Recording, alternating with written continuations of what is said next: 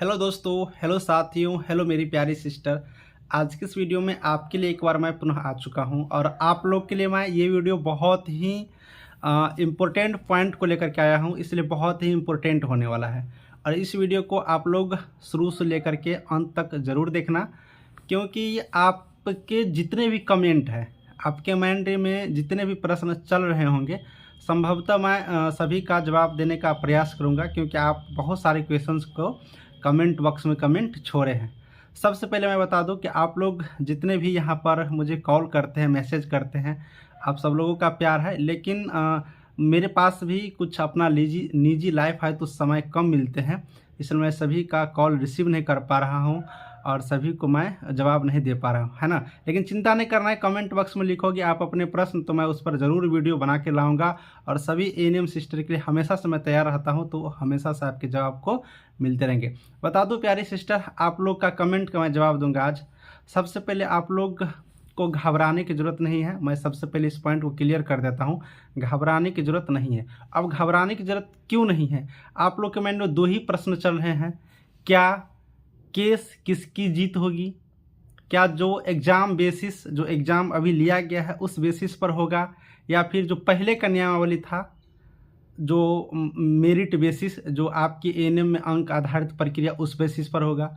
ये चीज़ को लेकर के काफ़ी परेशानियां हैं, एक नंबर बात। दूसरी नंबर बात, जो मामला हाई कोर्ट में गया है उसका सिर्फ तारीख मिल रहा है, डेट मिल रहा है, फिर एक नया डेट, फिर एक नया डेट, मतलब लंबा प्रोसेस चल रहे हैं।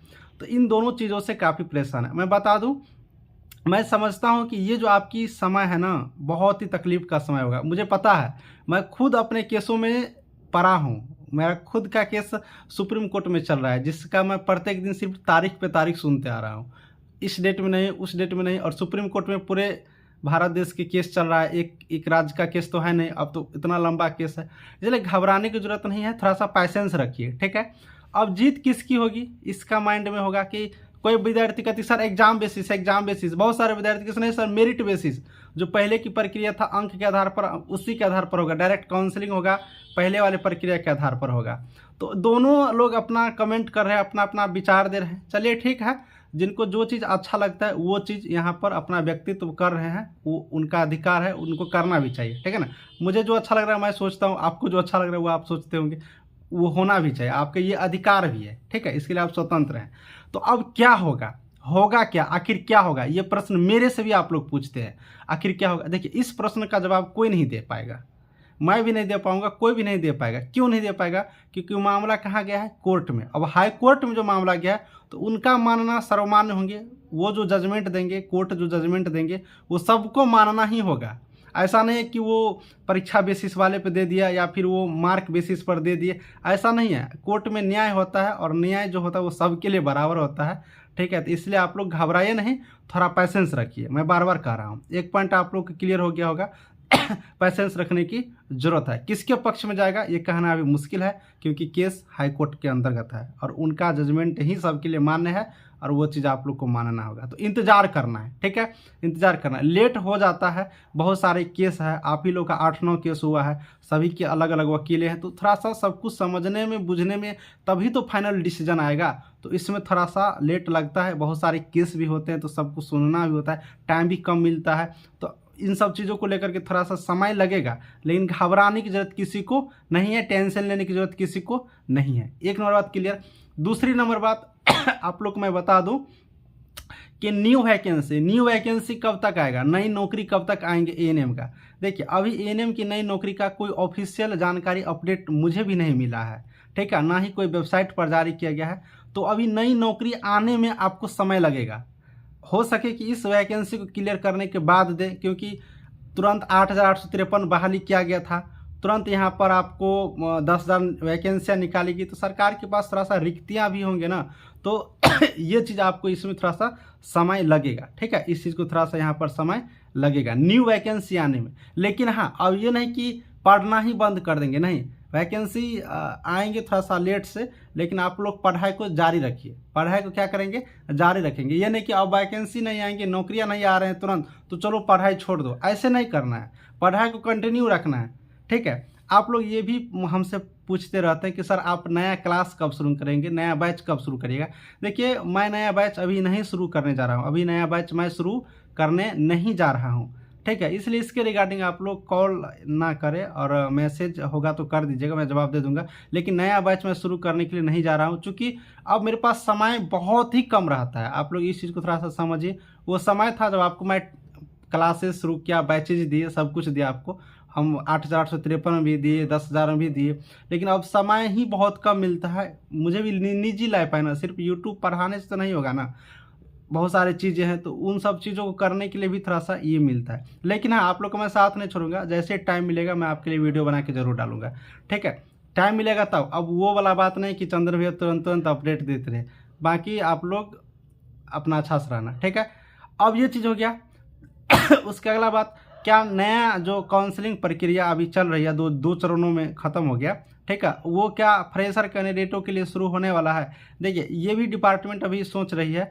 अब जैसे ही कुछ होगा आपको ऑफिशियल जानकारी मिल जाएगा। संभवतः आप लोगों को भी काउंसलिंग यहाँ पर हो जाएंगे, क्योंकि ये जो अभी का प्रक्रिया है, मतलब एग्जाम बेसिस वाला, उसमें दो चरण है। एक एग्जाम जो आपने दे दिया, दूसरा चरण क्या है, मेरिट बनाना, जो आपके एक्सपीरियंस, हायर क्वालिफिकेशन और एग्जाम में जो अंक लाए हैं उन तीनों को जोड़ करके बनाना है। इसीलिए सभी को काउंसलिंग तो लिया ही जाना होगा। इसलिए आप लोगों का भी काउंसलिंग होगा। कब होगा इसका डेट फिक्स नहीं है। उम्मीद रखिए कि आपको फरवरी में हो जाएंगे, ठीक है, उम्मीद रख सकते हैं, नहीं तो डेट बढ़ भी सकते हैं, ऐसा नहीं है, ठीक है। ये बिहार है, यहाँ कहना थोड़ा सा मुश्किल है। कुछ भी कहो रातों रात चेंज हो जाता है। जब नियमावली रातों रात चेंज हो गया, आप लोग देखे ही हैं, तो बहुत सारे चीज़ चेंज हो जाते हैं। तो संभावना है कि हो जाएंगे। पेपर वगैरह में दिया था, आप लोग भी समझ रहे हैं, ठीक है। तो ये सारे चीज़ है, आप लोग को इन सभी चीज़ों को समझना होगा, पैसेंस रखना होगा, ठीक है। और मैं एक नया बात बता दूं, अगर आप लोगों को अच्छा लगेगा तो कीजिएगा, वैसे मेरा ये विचार है, आप लोग को अच्छा लगे तो कीजिएगा, ठीक है। मैं कहूँगा कि अभी जनरल कंपटीशन का आप लोग तैयारी करें, जो पढ़ाई कर रही हो, जो भी एएनएम सिस्टर।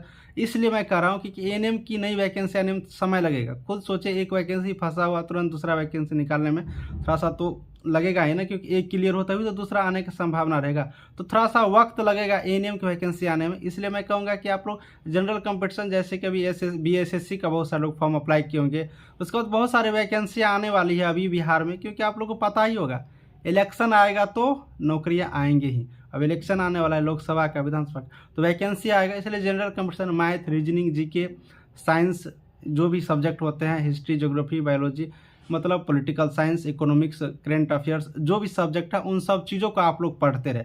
एएनएम को थोड़ा सा कम कर दीजिए पढ़ना, चूँकि उनकी रेशियो मैं इसलिए कम करने के लिए कहूँगा कि उनका वैकेंसी आने में वक्त लगेगा। तो आप अगर सिस्टमेटिक तरीक़ा से पढ़ते हैं, एक वैकेंसी के अकॉर्डिंग पढ़ते हैं, तो आपकी नौकरियां जल्दी लग सकते हैं, ठीक है। तो ये चीज़ आप लोग आजमा सकते हैं अभी के दौर में।